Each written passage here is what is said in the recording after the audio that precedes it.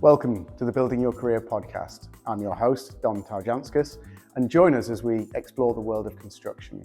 Each episode, we welcome a guest that shares career highlights and career advice, and hopefully inspires the next generation of construction professionals. Welcome to another edition of the Building Your Career podcast. I'm joined by Dr. Sian Sheng, who is director at Temple Group, and also does quite a lot outside of work as well in terms of helping out the younger generation. So I suppose we'll start where we always start off. If you could tell us a little bit more about yourself, about your current job role and company, and also some of the groups that you're involved in outside of work hours too. Sure. Thanks for having me. So I'm currently a director in Temple Group, where I look after the business unit, air quality, climate, and carbon. So the company I work for, Temple, is an independent environmental and sustainability consultancy. So I think nowadays many environmental construction type of work probably being taken on by many multidisciplinary large corporate. So Temple Group is one of the probably larger in terms of we have about just under 200 staff. One of the relatively large independent environmental consultancy. So we kind of offer a range of services to support infrastructure, construction, energy, transportation, property development, looking at planning, sustainability, environmental impact, air quality, noise, carbon, ecology, as well as social impact, social value, and so on. So it's a range of service. I have been with Temple Group just over 2 years. Before that, I worked at quite large firm, including construction as well as probably design elements. Outside of my work, I'm currently a vice chair for Institute of Air Quality Management. It's a professional body, have over 600 air quality professionals in the institute, membership-wise. We're looking at various technical guidance as well as have a voice, for example, on the air quality. One of the important thing on the agenda is to looking at a synergy between climate change, carbon, and air quality. Because when we're looking at environmental matters, it's never to be isolated. It's always a system matter. So it's the integration of various policies, approach, methodology, how we can looking after our environment as well as have developments going on. That's quite important. I'm also a vice chair of Environmental Industry Commission, their air quality task force, as well as part of the Zero Carbon Group. I did my postgraduate at Newnham College in Cambridge. So I'm involved in Newnham Associates, which is a group of 60 alumni to support the students, the career development, as well as mentoring students, postgraduates, as well as supports the college, because Newnham College is a women's college. So it's important to looking at encourage the female students enter the profession, which such as construction probably in the past was dominated by male professionals. So that's probably an overview of the company and my role, as well as the work I took outside of the 9 to 5, if you say that. That's great. And kind of just giving something back outside of work hours as well is exactly the kind of guest that we're looking for in this podcast as well. So So if we could go back to the earlier stages then, what kind of inspired you to pursue a career in the kind of sustainability and environmental sector? Where did it all begin for you? It's actually a little bit by accident. I guess when I obviously um, many years ago, when I looking at apply university at the time, I was really intrigued by the word environment because I Hmm. have always have a keen interest and the intricacies of the surroundings, the natural world, as well Hmm. as um, how uh, kind of to be able to uh, protect where we live. We all live in one Hmm. planet, as well as you know looking at the development side. Is development is inevitable because human. The technology and everything continues to develop. Um, so I always have a keen interest on that. So I started off I read my first degree I did in China. I was kind of admitted to a course for environmental engineering. At the time, I also took on applied physics, so I had two degrees at the same time. Uh, so that's kind of built up my interest in terms of sustainability, environment, and so on. When I came to UK, I did a PhD on atmospheric science. So that's kind of bring me to my first job uh, into consultancy, looking at air pollution, looking at emissions, uh, looking at traffic, uh, uh, that type of emissions, and is tying later on more looking at carbon performance. As we all know, climate crisis is actually upon us. So, um, so I have been somehow continue on this path for last 25 years or more than 25 years now. So it's still kind of continue to make me wonder. And also, there's many things we think we know. In fact, we don't. For example, the interaction with ecosystem. Uh, Hmm. so I think this is the area I feel quite passionate about, as well as Hmm. the continue. There's a lot of things continue to evolve and to learn as well. So, sorry, just touching on that point as well, in terms of the interaction with the ecosystem, could you, for some of our listeners who are new to the kind of industry or looking to go down the sustainability route, what does that kind of involve, and what's your passion within that? Then, what are you kind of doing within that space? Um, so for example, just give example looking at uh, air pollution. It's coming Hmm. from all kind of sources. Hmm. All the human activities were creating some kind of impact. Um, so if related to us personally, we tend to drive if we go somewhere, and obviously the vehicle emissions could have impact on the environment. Hmm. And we have heatings for the building, energy consumption, and so on. So those things, when you're looking at, oh, if just one people did that, that's maybe okay. But collectively, you know, back to 1950s when the Industrial Revolution happened in the UK, the London smog is the wake-up call Hmm. for people. They realize industrial development, despite it brings many products benefit to the people, however, it's also created um, very serious health impact during the Great Smoke in 1950s. Um, the premature deaths, as well as in the episode of those highway pollution, where London, there was a joke: if you go outside, you have you better to wave a flag because some other people maybe bump into you. You can't really see. The visibility was so bad.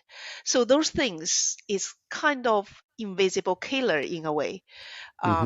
So it's resulted probably around 8,000 deaths statistically attributed to that pollution episodes. So,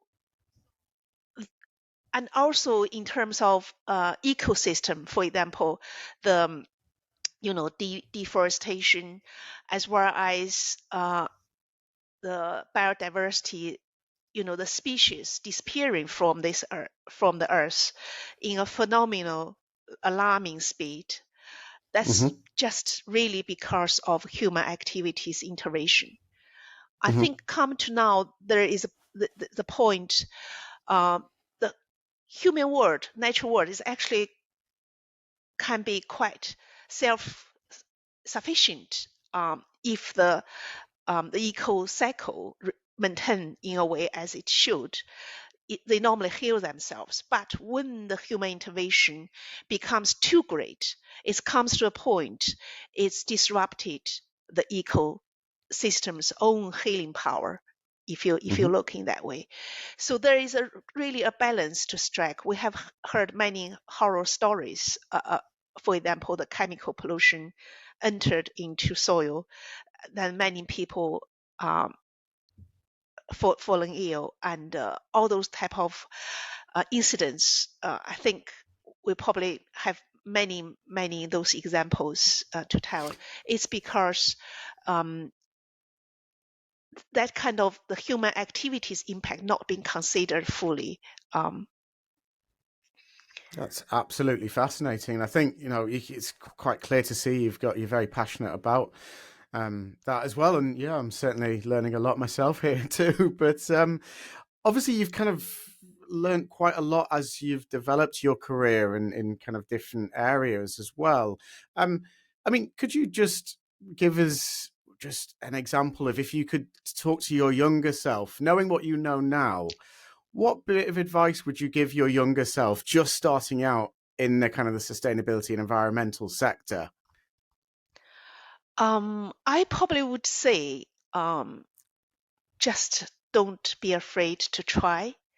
Yeah. Sometimes we put limits on ourselves. Sometimes we feel we're not good enough, so I'd better not to follow any certain opportunities. We kind of self-limiting in a way. But if you don't try, you never know. There is no harm to try. So I would say always have that open mindset to say, if I don't know, I could learn. So I I guess that's particularly probably, in terms of diversity force, in the workforce.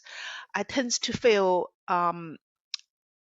many talented young females when they graduate, they always feel, oh, whether I'm good enough. In fact, you are good enough.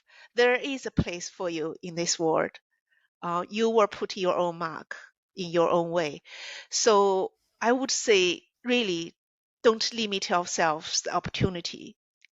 Just try. If you're interested in something, try it.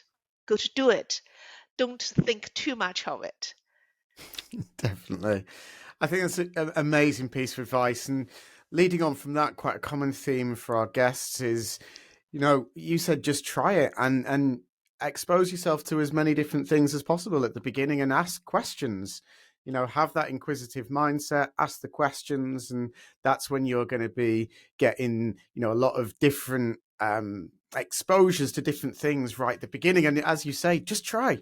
Just try. Yeah, What's the worst that could happen? that's right. Because this is a area continue, to evolve. So there's always something new to discover. And so I feel this is a amazing field to enter. Yeah, just go for it. Definitely. Great piece of advice there. Are you a job seeker, tired of endlessly scrolling through job boards with no success? Has your job search hit a dead end? Well, we're here to tell you there's another way. Here at Quest Personnel, we offer a variety of free resources to help job seekers just like you.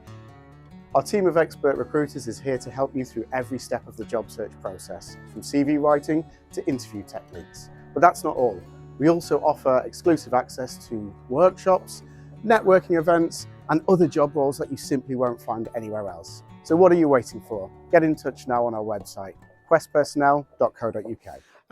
So when people are just starting out then in this sector, what are the kind of educational routes, or what are the routes available for people to enter into the sector? And is there any particular courses or groups or education routes that you would recommend?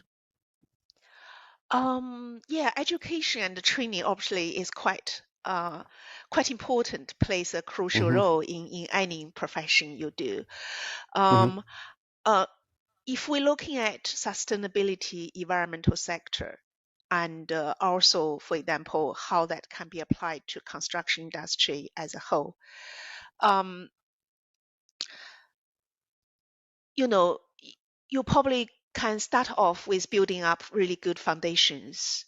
So a civil engineering course and environmental science course offered in the university always been helpful. Natural science, engineering, um, as well as, for example, on project management side of things, because there is so diverse, can be anything, because environmental sustainability can cover a full range of subjects. It's never been a kind of a single, a single channel. Um, so at start off, you better build up that foundation, understand the world, understand how things works. For example, environmental covers water, soil, air, noise, solid waste. Basically, you gain that understanding of how the system works is Mm-hmm. important. Um, and when you probably progress further in your career, if you are at early career stage, you probably would like to being exposed to um, different subjects, because you then probably tested the water and find what's what kind of subject you want to specialize in. So Mm-hmm. in the environmental sustainability field, you could also pursue like uh, some master's course. I would say in Cambridge there is MPhil for engineering for sustainability, sustainable development, as well as other kind of build environment related course that give you some more specific area. Mm-hmm. But sustainability can be quite wide range. It's you can specialize in social impact. You can specialize in looking at particularly on the climate risk, water, as well as flood risk. You can also looking at for example, the carbon side of things. So there is wide range of things. So uh, understand how the ecosystem works. Mm-hmm. For example, ecology, biodiversity. Understand the technology side, uh, and build up that foundation. Then gradually you will find probably a more specific area you would be interested in. Just focus on that. Go in depth with that. I think that's some really good advice there. And as you said, there's a lot of different options available for people. There's a lot of different avenues that you can go down. So yeah, some real solid advice there. Um, I'm going to slightly rephrase this last question, simply because, going off the back of what you said about Newham College and you being involved in that and it being an all female college, what can the industry do to attract more women into the industry, both to attract, retain, and nurture that talent as well? So I am going to rephrase that question from young talent to what can the industry do to attract more women into the industry, in your opinion? I guess this can come from different. different sort of channels, different ways of doing that. I think for the employer is probably you really need to promote the industry more. Mm-hmm. So and probably highlighting the excitements and the rewarding aspects to the young individuals, Mm-hmm. encourage them, and also be mindful when you recruit, always looking at those potentials. Um, I think the industry, the diversity is improving, but somehow I think is not as equal as what we would like to be. Mm-hmm. And I think you know give young people that opportunity. That's important. At the same time, providing mentorship and the training program, um, and um, I think the young generation, particularly, I found probably have more awareness in terms of sustainability and environmental responsibility, as well as understand the climate change in a more kind of profound way, comparing to, for example, 30 years ago. 30 years ago, probably people are more focused on the technology uh, side of things, less so in terms of their social environmental impact. But I Mm-hmm. think nowadays that's really a must to have. So those things, because end of the day, the future, the future lies in the next generation Yeah. in a way. Um, I think for the young tenants starting out, would be good for them to involved in various industrial events, join professional bodies such as, um, you know, IEMA, Institute of Environmental Management, as well as, the various professional bodies you are interested, applicable for your subject. And you can looking at experienced mentorship from there. Uh, and and very importantly, the collaboration spirit as well as knowledge sharing.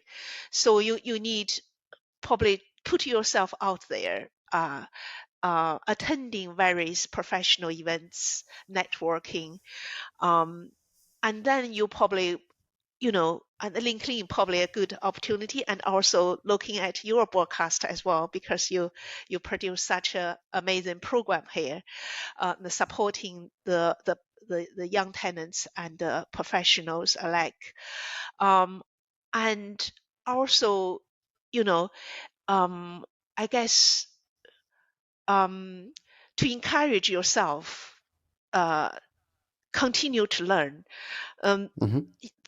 it's not too late. Sometimes you want to change your mind. For example, if you did something for a few years, you feel, oh, that's not really my thing. I would like to try something new. By all means, do it, because um, your profession, your professional life is how you make it.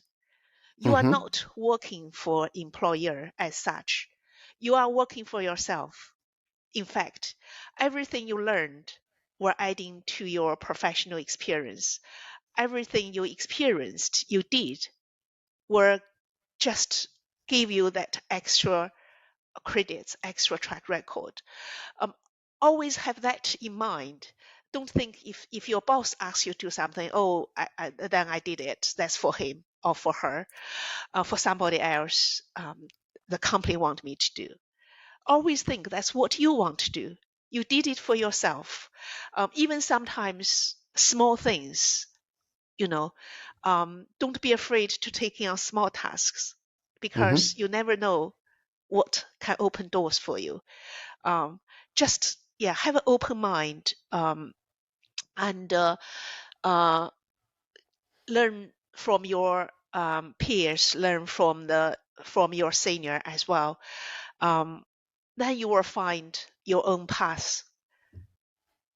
Definitely, and I think that links very, very nicely to a previous guest who said, you know, that was the one bit of advice they would give their younger self, is if he stayed in a sector that wasn't quite for him for about 7 or 8 years, but he wished he would have changed things sooner. So as you say, you know, don't always think that you've got to stick with that one thing. Always explore, always change things if it's not quite working for you. So an excellent bit of advice there. Um, well, I have really enjoyed this episode. I think it's been absolutely great, and thank you so much for being a guest, Sean. It's been an absolute pleasure speaking to you, and yeah, it's certainly an episode that I've had a lot of fun with. Thank you for having me. Brilliant. I Okay, enjoyed talking to you too. thank you very much. All right, take care. Yeah, you too. Thank you for joining us on the Building Your Career podcast. We hope you enjoyed hearing from our guest and learning about the different career paths available. Don't forget to like, comment and subscribe so we can reach even more listeners. And if anyone wants any free CV advice or simply wants to know the options available to them, don't hesitate to get in touch.